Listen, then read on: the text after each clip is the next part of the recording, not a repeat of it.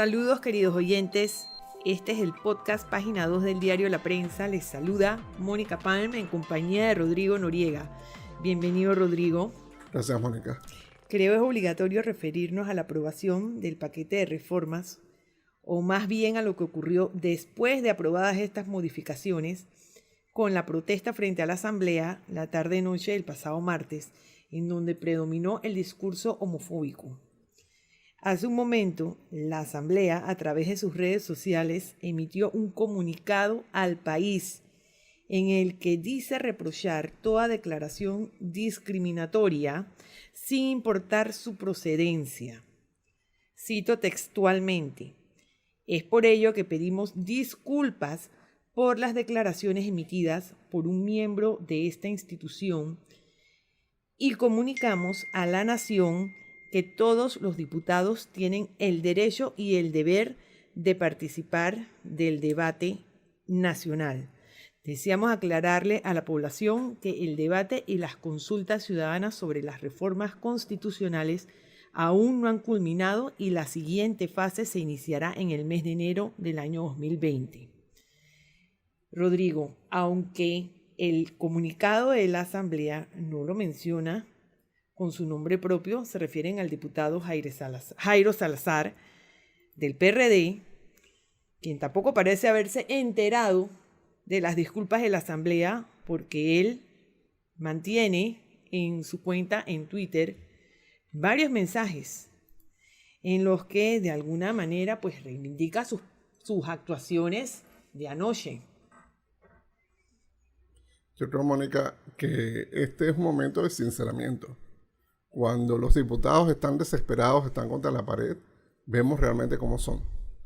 Y la reacción de ayer tarde-noche, como describiste, de una abyecta homofobia del diputado Salazar es penosa, es una vergüenza nacional y lamentablemente ha sido vista internacionalmente. Entonces, Panamá tiene nuevamente que disculparse con el mundo por un político panameño. Antes fue la diputada Zulay Rodríguez y ahora el diputado Salazar, del PRD, del partido gobernante. O sea, ojo, estamos hablando del partido del presidente de la República, que no es que meten la pata, sino que demuestran unos sentimientos, una concepción del mundo discriminatoria, y esta no es precisamente la imagen que quiere proyectar Panamá, de un país respetuoso, tolerante, que celebra y la diversidad y respeta los derechos humanos. Precisamente lo peor de todo no es que el diputado Salazar verbalizó de esa forma tan radical y estridente sus sentimientos y sus pensamientos, sino que las reformas constitucionales recogen ese pensamiento, ese sentir, no solo de ese diputado, sino de una mayoría de diputados que quizás piensan igual o peor que él y lo plasmaron en las reformas constitucionales. Uh-huh. No solo en el tema del matrimonio igualitario, que es quizás el tema más sensitivo en el artículo 56, sino en temas educativos, en temas de derecho internacional, en temas de servicios de salud, etcétera, donde proyectan esta visión del mundo en la que no es que los homosexuales tengan o no tengan derechos. En su concepción del mundo, los homosexuales no pertenecen a la tesitura del Estado panameño. Uh-huh. Incluso el diputado Salazar, dicho en buen panameño, está frenteando a otro colega, que es el independiente Juan Diego Vázquez, a quien acusa, porque según Salazar, Juan Diego Vázquez era quien pedía cortesía de sala para estos grupos que estaban protestando ayer en la Asamblea. Y ahora también el diputado Salazar está, de alguna manera, invocando a la Iglesia Católica. Y la Iglesia Católica no se ha pronunciado al respecto, que yo creo que bien haría en hacerlo en este momento. Correcto, ¿no? Y tenemos un discurso desde Roma del Papa Francisco que menciona que, parafraseándolo, que aquellas personas que odian a los homosexuales no tienen amor en su corazón. Que todas las personas, todos los seres humanos tenemos dignidad. O sea que incluso el estándar de discurso católico está en disonancia con lo que están practicando muchos fieles y seguidores en Panamá. Es una lástima que se trate de estigmatizar al diputado Juan Diego Vázquez, y precisamente estamos en un proceso de consulta, de evaluaciones, de reflexiones sobre las reformas constitucionales, y quiere decir que un grupo afectado en sus derechos, en sus pretensiones de formalizar sus aspiraciones de derechos humanos, no pueden participar de esta consulta. Eso es lo que queremos decir. Vamos a hacer una constitución nueva, pero sin que la gente que se vea afectada por ella pueda participar. Okay. El que también se pronunció, aunque para tratar de poner un poco de orden en el caos, fue el presidente Laurentino Cortizo, quien le pidió a los diputados que midieran sus palabras. Creo que es bueno que el presidente, se haga escuchar en estos momentos, porque además ha citado a los miembros del Consejo de la Concertación a una reunión el jueves. Lástima que no lo hubiese hecho antes, Rodrigo, porque de alguna manera, pues cuando inició todo este proceso de debates en la Asamblea, el paquete de reformas propuesto por el Consejo de la Concertación quedó un poquito como huérfano. No sé si tú también tienes esa percepción, porque el Ejecutivo pues recibió el paquete de reformas y probablemente sin siquiera haberlo leído, lo llevó a la Asamblea. Yo creo que el Ejecutivo hizo dos maniobras quizás no muy felices con el paquete de reformas. La primera fue un cálculo político. No importa lo que yo haga con esto, al final los diputados van a decidir qué van a hacer ellos con esto. Entonces, se los mando directamente, evitando el costo político de gastar esfuerzo en promover las reformas, en analizarlas, en discutirlas, en consultar nacionalmente, porque se suponía que la Asamblea iba a hacer aquello. Pero no importa lo que el Ejecutivo haya hecho, aunque el gesto se vea a simple vista como eso, le pasaste la bola a la Asamblea, y la Asamblea es la que va a tener costo político. Lo que pase con las reformas, lo que pase con el referéndum, va a ser un enorme costo político para el presidente Cortizo. Entonces, él tiene que apropiarse del proceso. Como bien lo citas tú, Mónica, él tiene que empezar a hacer, digamos, una dirección moral, una dirección ética del contenido del proceso. Y reconocer, acá hay reformas que no me gustan. Y esto no puede ir. Tenemos 2 meses, noviembre y diciembre, para hacer una revisión de lo que viene. En enero esto va a ser nuevamente plancha, nuevamente voto a golpe de curul, nuevamente la planadora legislativa y punto. Entonces el presidente Cortizo se va a quedar sin oxígeno si en el segundo año de su mandato tiene un referéndum que es una derrota, y aparentemente eso es lo que va a pasar por el sentimiento popular, una derrota enorme, simplemente porque trató de mantener una distancia con el proceso de lo que hacían los diputados, sobre todo los diputados de su propio partido. Sí. Bueno, pero respecto a lo aprobado ya en la primera legislatura, hay que reconocer que algunos artículos del paquete original propuesto por el Consejo de la Concertación, se salvaron, sí, de alguna manera. Por ejemplo, sobrevivió la propuesta para prohibir a los diputados ejecutar obras públicas y partidas presupuestarias por sí mismos o por interpuestas personas, incluyendo ONGs o a través de entidades públicas. Sí, también sobrevivió el tema del Tribunal Constitucional, que en un momento dado lo habían puesto en el congelador, revivieron la Sala Quinta. Exacto. Y en una maniobra muy interesante volvieron a sacar el Tribunal Constitucional del sombrero. También pues se mantuvo la provisión de que el cónyuge pueda postularse como vicepresidente de la República en el periodo inmediatamente siguiente a aquel en el que hubiera ejercido la presidencia de la República. Y otra propuesta pues que sobrevive es el mecanismo propuesto para que el Consejo de Gabinete escoja a los magistrados de una terna propuesta por el Consejo de la Concertación por un periodo de 15 años. Correcto. También hay que reconocer los goles que metió la Asamblea. Exactamente. Que fueron múltiples y muy dolorosos. El tema del presupuesto, que ellos pueden cambiar el presupuesto prácticamente a voluntad. el tema del superfiscal que investigaría a los procuradores y los puede destituir y que ellos pueden destituir a su vez a este fiscal. La forma en que ha quedado la Defensoría del Pueblo, no solo el defensor, sino el defensor adjunto, serían designados por la Asamblea, ya sabemos con qué fines y de qué forma. La misma Contraloría, Contralor puede ser enviado de vacaciones por la Asamblea.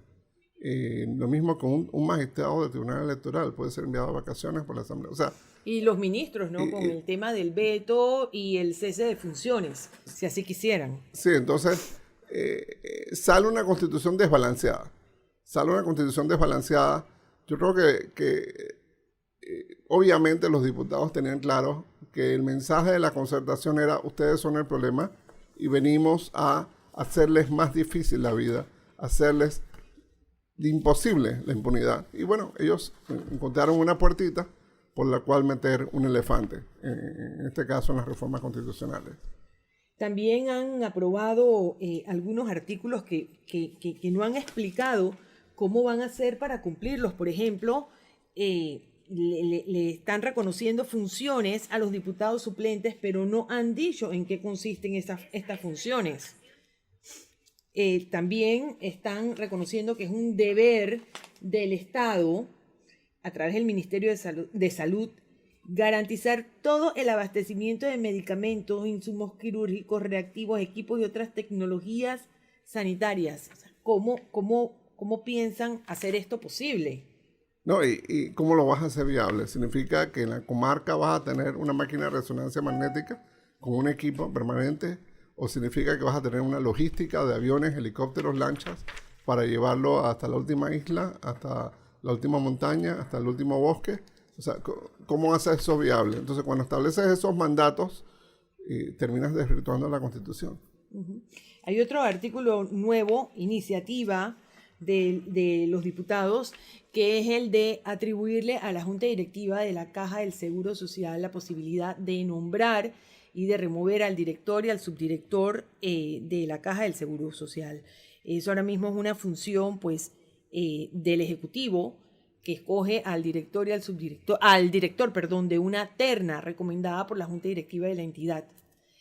Bueno, esa es una facultad que está perdiendo. No, ahora parece que ese ha sido el tema de las reformas, es como quitarle funciones al Ejecutivo, del presupuesto, del tema de la Caja de Seguro Social.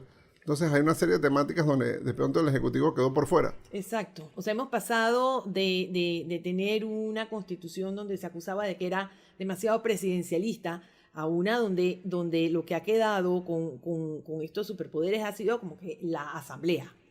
Correcto. También, bueno, otro artículo creado por los diputados ha sido que los candidatos por libre postulación no podrán estar inscritos en partidos políticos y representan a los ciudadanos que no cuentan con afiliación partidista. Eso es un absurdo total.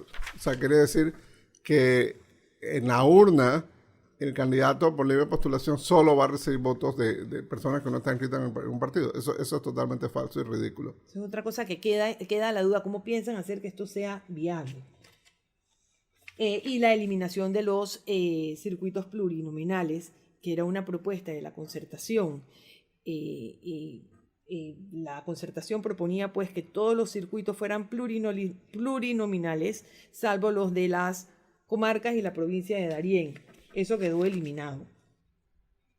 No, y yo creo que la filosofía de la reforma, ojo, esta es la primera vuelta. Viene enero y ellos todavía tienen capacidad de meter reformas y quitar cosas. Y ahora que ellos mismos tengan la oportunidad de leer lo que ellos aprobaron y de leer la Constitución, porque tengo la impresión que hay algunos diputados que no la han leído, no la conocen. Yo también estoy casi segura de eso, que hay muchos que han entrado a reformar un texto que desconocen por completo, incluso el actual, la Constitución actual. Rodrigo, sí me queda la duda si ya el Tribunal Electoral se ha manifestado en relación al referendo, si vamos a tener una papeleta única que diga si está a favor o en contra de las reformas, o si esto va a ser sometido a consulta en paquetes o por temas o por capítulos. Supuestamente al inicio de este proceso el Tribunal Electoral había manifestado que se podía hacer la consulta por títulos. O sea, ¿está usted a favor del título 1 que dice que los extranjeros no pueden tener hijos nacidos en Panamá? Sí, no, seguimos. Porque la idea era precisamente visibilizar los artículos y que la población pudiera escoger sus favoritos, por así decirlo. Como el tribunal no ha desmentido esta posición, de momento esto parece ser sumamente relevante. Otra cosa, estamos hablando de tiempos que son próximos. La Asamblea tiene 4 meses para debatir esto a partir de enero y el referendo debería ser en algún momento del próximo año. Quiere decir que eso tiene que estar ya presupuestado o próximo a ser presupuestado. Entonces, ese movimiento necesitamos saberlo. Cuánto cuesta, cómo se va a organizar.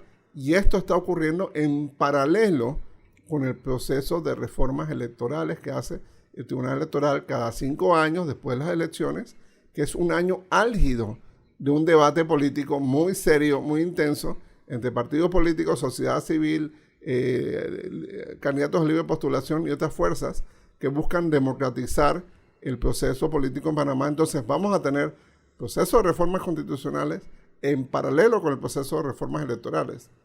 Y bueno, o sea, me parece que es un plato demasiado lleno en este momento para el Tribunal Electoral. Y sería bueno tener claridad, por lo menos, de por dónde van los tiros en este caso. Me queda también la duda, Rodrigo. El proyecto fue propuesto a la Asamblea por el Ejecutivo. ¿Podría el Ejecutivo retirarlo en algún momento? El proyecto está ya en manos de la Asamblea. Lo que ha hecho la Asamblea, lo que ha aprobado la Asamblea, es de la Asamblea. Ya este proyecto no se puede decir que es el del Ejecutivo. Desde el momento en que la Asamblea votó el lunes a favor de este proyecto, ese proyecto es de la Asamblea. Si ellos lo hubieran rechazado, bueno, se hubiera podido decir, bueno, lo que pasa es que rechazaron el proyecto del Ejecutivo, aunque eso tampoco hubiera sido cierto, pero de alguna forma u otra era una iniciativa del Ejecutivo. Lo que ellos aprobaron es precisamente lo que ellos quisieron aprobar. Tiene un poco de parecido con lo que propuso el Ejecutivo, pero de momento este proyecto es con nombre y apellido de la Asamblea Nacional. ¿Podríamos anticipar un poco la reunión convocada por el presidente mañana con el Consejo de la Concertación? Entonces, ¿qué propósito práctico podría tener? Yo creo que hay 2 propósitos. Uno, reformas en mano. Los mismos de la Concertación y el Ejecutivo y sus asesores constitucionales, que son personas muy conocedoras del tema, podrán evaluar si lo que hay en las reformas realmente vale la pena seguirlo o si hay que reformar las reformas. Y eso implica un proceso de negociación, de muñequeo, de mateaqueo, si se quiere, del presidente con los miembros de su propio partido para consensuar otra cosa y que esa otra cosa aparezca en enero. De ser esta la segunda opción, la opción que se respalde, vamos a ver mucha fluidez en la arena política panameña. ¿Esto qué significa? Hay elecciones en el PRD en marzo. Entonces podemos ver bandos para posicionarse para esas elecciones. Esas elecciones en las que el vicepresidente Carrizo se espera compita por una posición importante en la Junta Directiva del PRD. Entonces todos los tiempos están coincidiendo. Y bien puede ser que el desenlace de las reformas no sea en la Asamblea Nacional, sino que sea en las elecciones del PRD o que sea en algún otro foro. Ok, entonces, recapitulando, el paquete de reformas ya recibió los 3 debates en la primera legislatura y ahora queda pendiente la discusión y aprobación en 3 debates adicionales en la siguiente legislatura, que es la que se inicia en enero próximo. A partir de mañana, 31 de octubre, terminan las sesiones ordinarias. Se supone que los diputados van a gozar de un largo break de 2 meses, salvo que el Ejecutivo los convoque a sesiones extraordinarias, que entiendo que eso va a suceder, pero por lo pronto, pues eso es lo que se avecina. Los próximos 3 debates en la siguiente legislatura, de enero a abril del año 2020, y lo siguiente pues es la convocatoria a referendo por parte del Tribunal Electoral, sin injerencia del Ejecutivo, que no aprueba ni rechaza nada. Lo siguiente sería entonces el referendo y la eventual publicación en Gaceta. O el lamento bolincano si son derrotados en el referendo. A los queridos oyentes, muchísimas gracias. Esto fue el podcast Página 2. Se despiden de ustedes Mónica Palm, Rodrigo Noriega y Miguel López en la producción. Muchas gracias.